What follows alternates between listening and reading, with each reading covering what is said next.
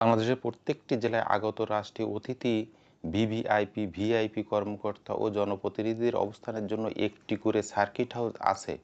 অবিভক্ত ভারতবর্ষ তৎকালীন ব্রিটিশ সরকারের শাসনামলে বিভাগীয় কমিশনারগণ সার্কিট কোর্ট করার জন্য জেলায় যে ভবনে অবস্থান করতেন সেটি সার্কিট হাউস নামে পরিচিত। খুলনা শহরের প্রাণকেন্দ্র ডাকবাংলা মোড় থেকে প্রায় 1.5 কিলোমিটার দূরে অবস্থিত জেলা প্রশাসক ও পুলিশ সুপারের কার্যালয়।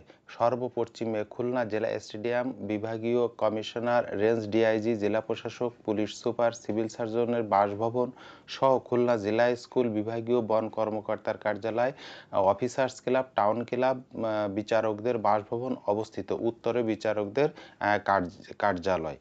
খুলনা সার্কিট হাউস প্রাকৃতিক মনোরম পরিবেশে সাজানো গোছানো, হঠাৎ করে দেখলেই মনে হবে ভূস্বর্গ। সার্কিট হাউসের দক্ষিণ পাশে বিশাল আকৃতির মাঠ, যেটা বড় মাঠ নামে পরিচিত।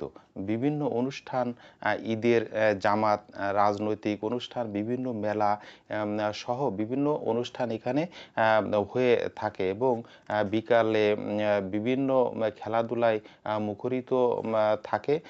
খুলনা সার্কিট হাউস আসলে অন্যান্য সার্কিট হাউস থেকে কিছুটা ভিন্ন। এখানে প্রাকৃতিক পরিবেশে সুন্দরবনের পাশে অবস্থিত হওয়ায় এখানে প্রাকৃতিক পরিবেশটা অত্যন্ত মনোরম।